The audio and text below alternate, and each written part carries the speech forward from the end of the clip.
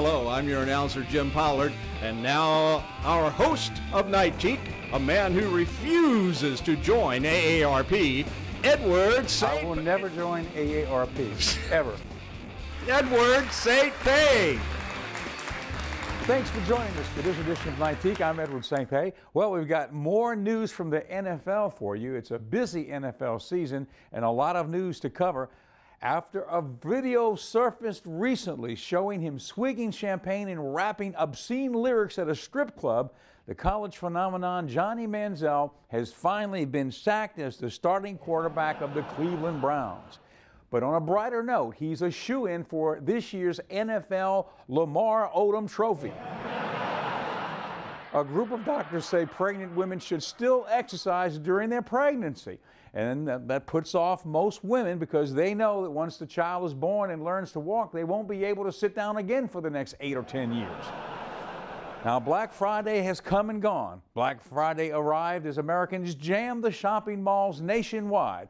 It proceeds in strict order. Thanksgiving is followed by Black Friday, which is followed by Small Business Saturday, which is followed by Cyber Shopping Monday, which is then followed by Identity Theft Tuesday.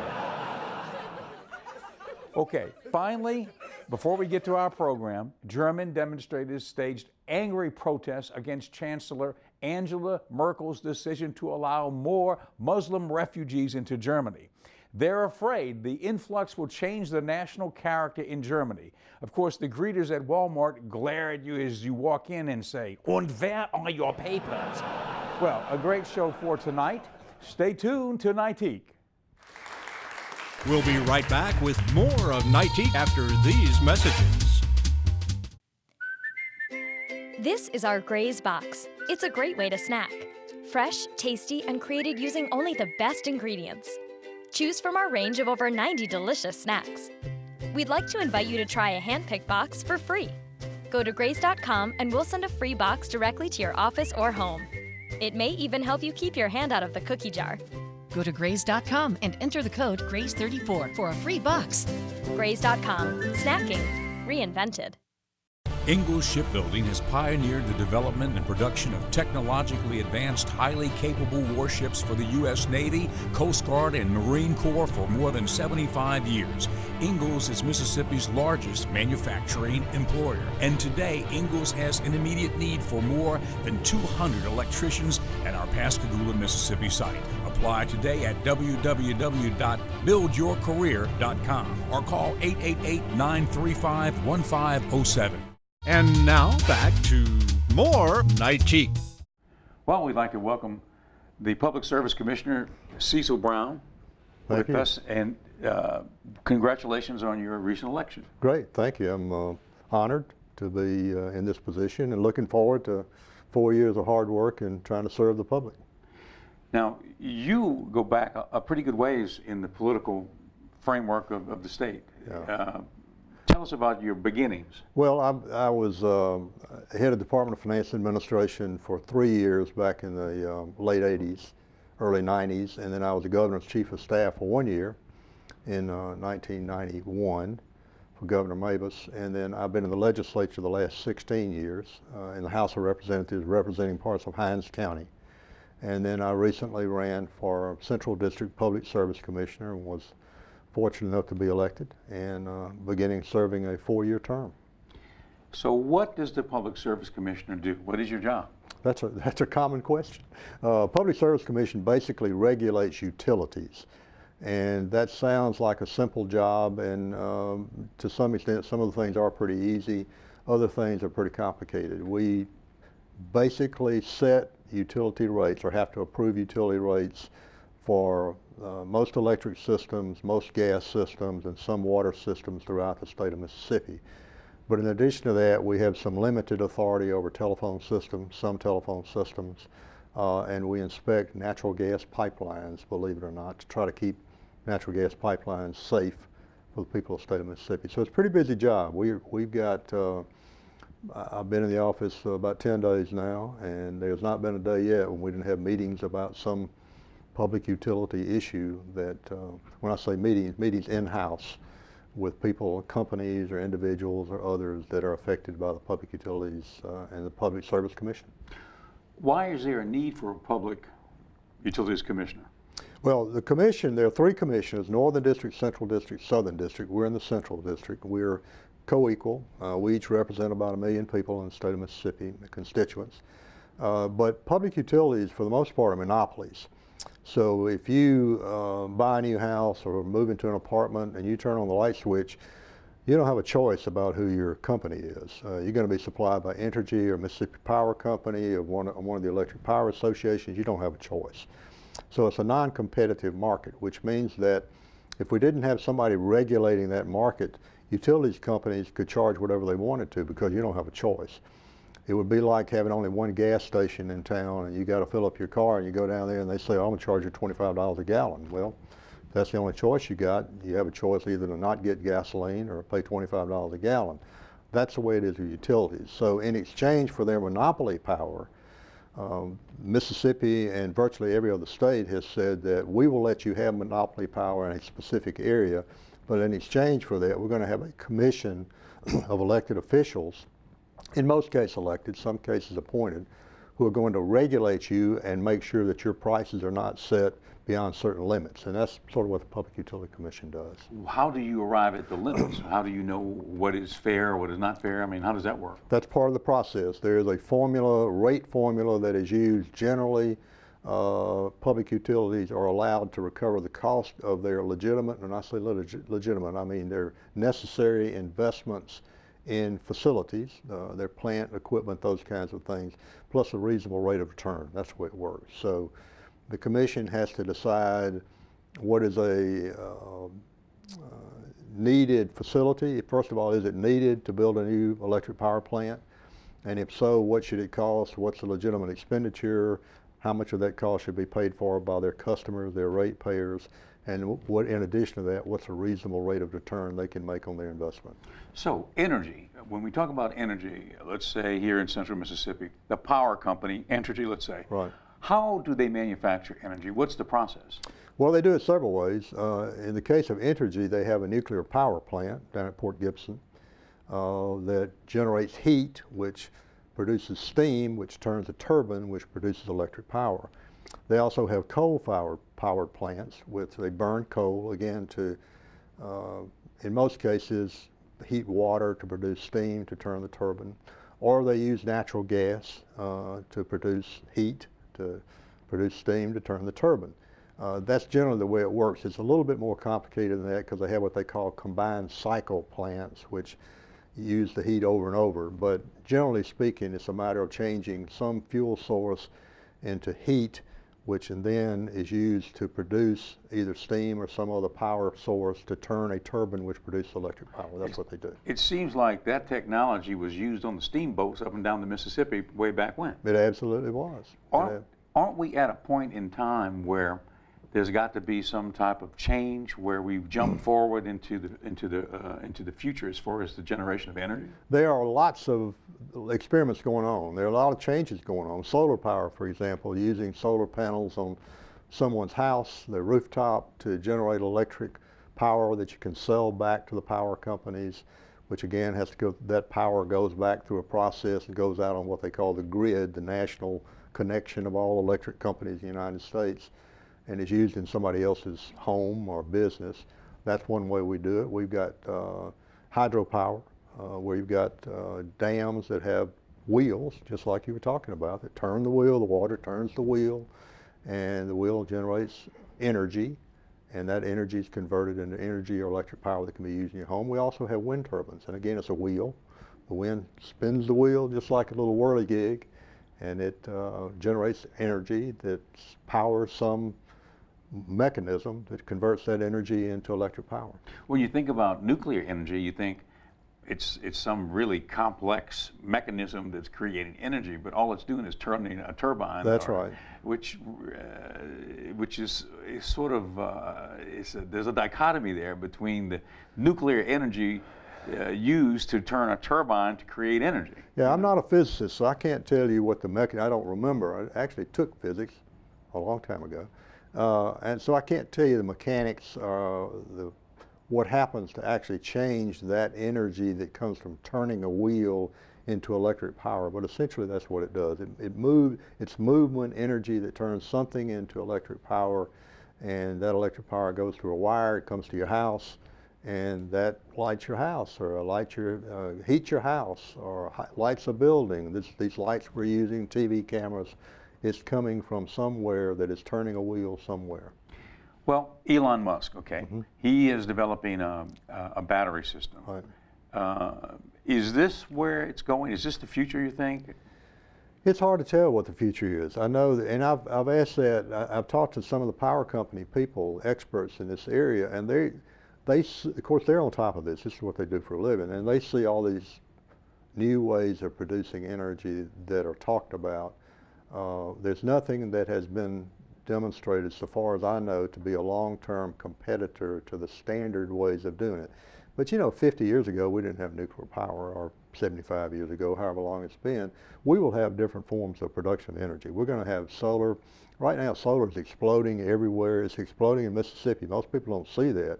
We got a lot of solar energy coming on board here in the state of Mississippi. We don't have any wind power to speak of in the state. There have been people that have looked at that. We don't have any hydropower that I'm aware of in the state of Mississippi, but there are people that have looked at, can we take the enormous power of the Mississippi River and convert that somehow into turning a wheel that produces electricity? A lot of environmental issues and all kinds of issues, but there are people looking at all those things. That seems like a good idea, using the Mississippi River, the powerful current that's flowing through our backyard here. Yeah, and again, there are all kinds of issues with that. I mean, you can imagine any time you start fooling around with a river, it's got fish in it, and got people going up and down the river, and all kind of environmental issues and just practical issues of taking. It's not enough to produce the energy. You've got to transmit that energy, convert it into electricity, and transmit it over long distances to get it somewhere. So you've got the whole issue of, okay, I can build a plant in the middle of the Mojave Desert, but how am I going to get the energy on a solar plant? But I've got to get that electricity from that plant to Los Angeles or to Las Vegas or wherever it may be going. That's expensive. Transmission lines are expensive. So there are a lot of moving pieces on this. Well, we're going to continue the conversation. We'll take a break and we'll be right back. Great, thank you. The Public Service Commissioner for Central Mississippi, Mr. Cecil Brown. We'll be back after this.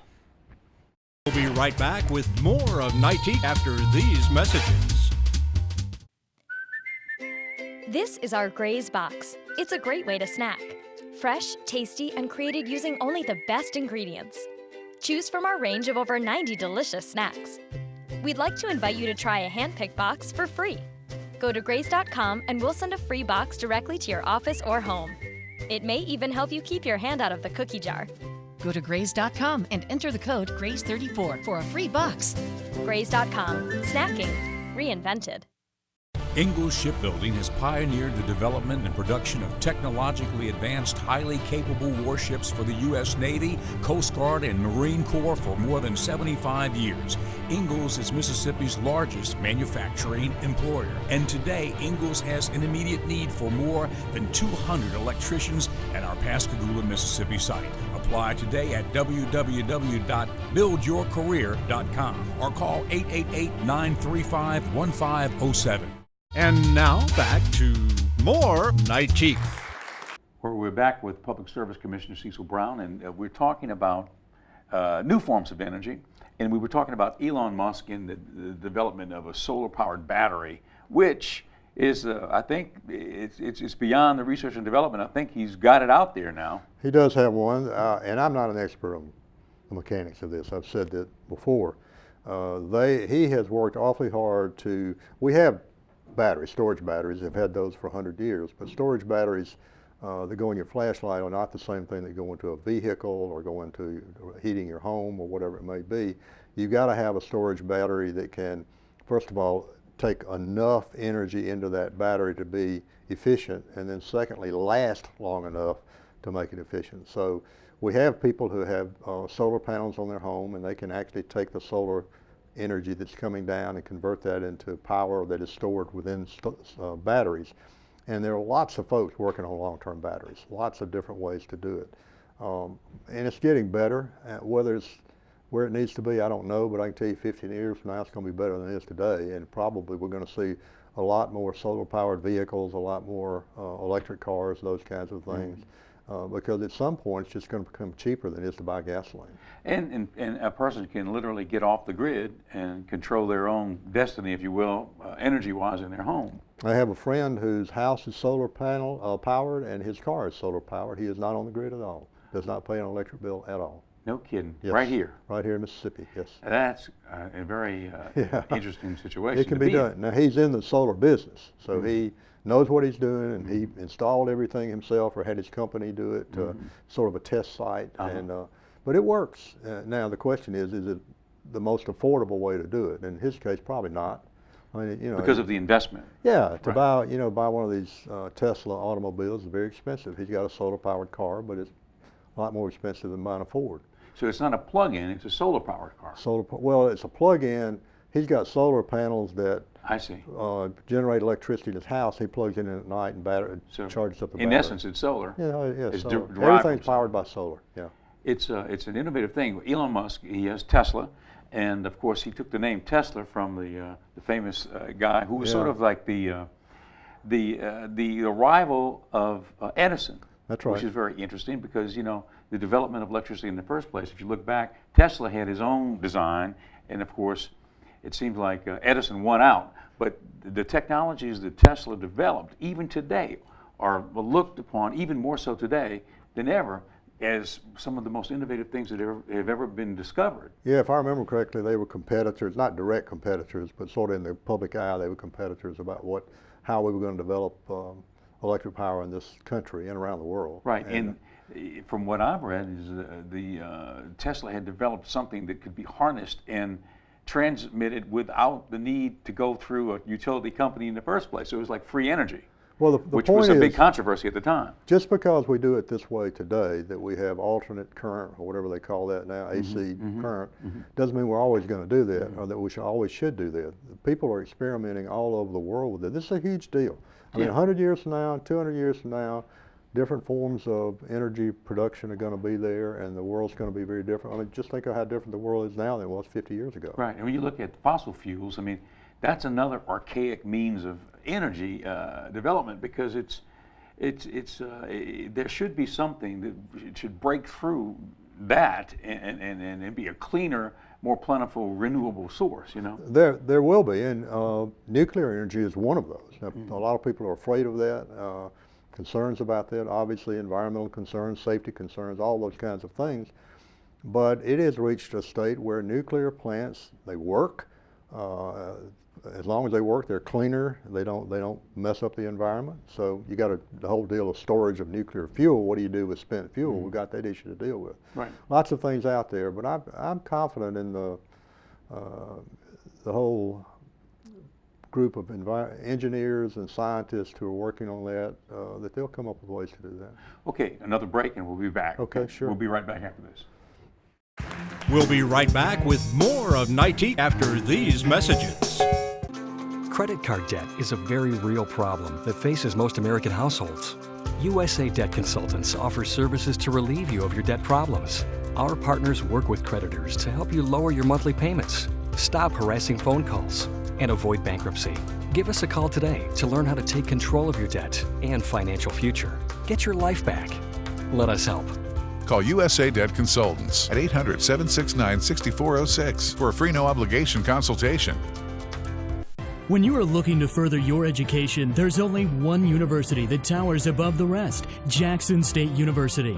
Jackson State University is one of the leading universities in research, technology, and innovation, graduating more than 1,300 students annually and a consistent growth in revenue. Jackson State University is ranked #1 amongst the HBCUs in research and development. Make the right choice, the one choice, one Jackson State University, changing lives one student at a time. We had a double Ramm Outlaws from Pearl, Mississippi, Miss Kimberly Middleton. And from Vicksburg, Mr. Ralph Miller. We're glad to be here today. We're going to start off with some original song. It's called Just Ain't That Lonely.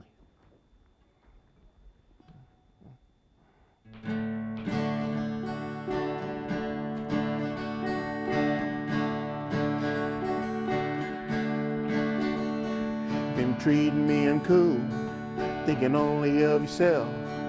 If you're looking for a fool, go and find somebody else. You can play your game. Just don't play me. Maybe alone. I may be alone, just ain't that lonely. Just because you took my hand and looked into my eyes, I won't be your one night stand. Listening to your lies, you can play your game. Just don't play me.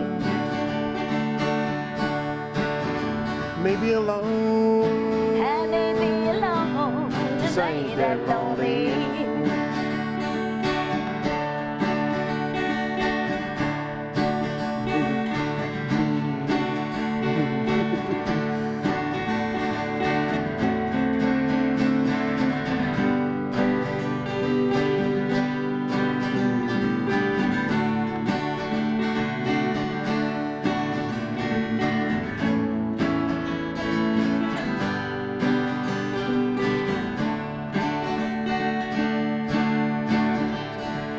May have used her once when I was being nice, but I won't be your dunce. I won't let it happen twice. You can play your game. Just don't play me. Maybe alone. I may be alone, just ain't that lonely. Maybe alone. I may be alone, just ain't that lonely. Maybe alone. I may be alone, just ain't that lonely. I'm gonna do one called now. It's called This Side of Me.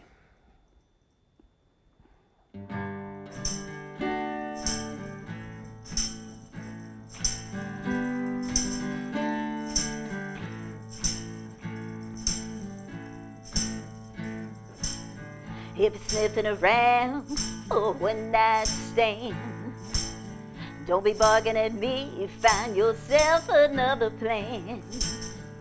Save yourself from the pain and misery of waking up this side of me.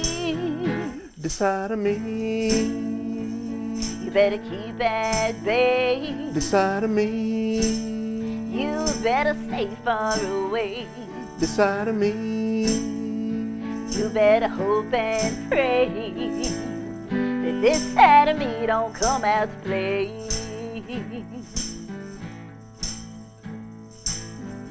This old road I've been down before.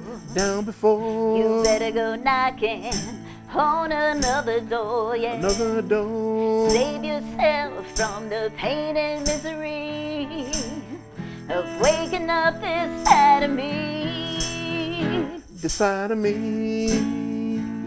You better keep at bay. This side of me. Oh, you better stay far away. This side of me. You better hope and pray that this side of me don't come out to play.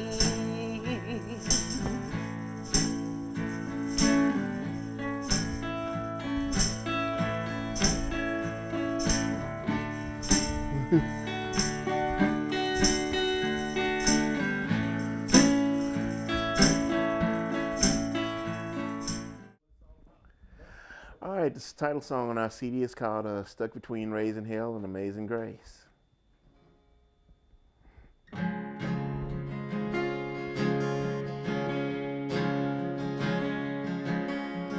Staying up, partying late last Saturday night. Sunday morning in church, trying to see the light. Sitting here finding sleep, feeling out of place. Oh yeah, I'm stuck between raising hell and amazing grace. Listening to the choir striking up a gospel song, while my mind keeps going back to rock and roll all night long.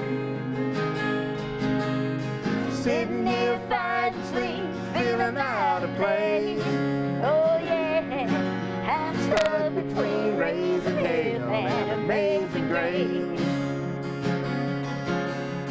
I love the Lord, but you're tempted by the devil in me.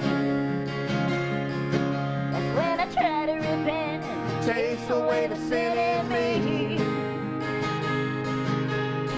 Susie got married late last Saturday night, and we stayed up celebrating till the morning light. Waking up Sunday morning without a trace. Oh yeah, I'm stuck between raising hell and amazing grace.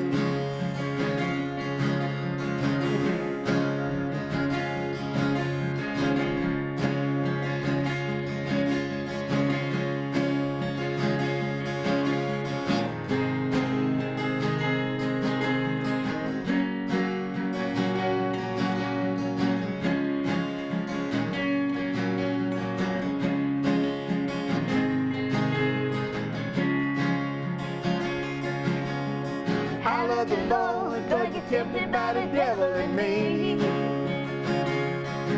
That's when I try to repent, chase away the sin in me. Susie got married late last Saturday night, and we stayed up celebrating till the morning light. Waking up Sunday morning without a trace. Oh yeah, I'm stuck between raising hell and amazing grace. Waking up Sunday morning without a trace. That's right, I'm stuck between raising hell and amazing grace. Oh yeah, I'm stuck between raising hell and amazing grace.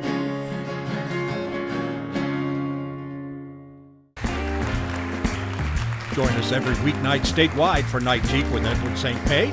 If you have suggestions for guests or want to be on the show yourself, drop us a line at www.nightique.com. I'm your announcer, Jim Pollard. Good night from all of us at Nightique.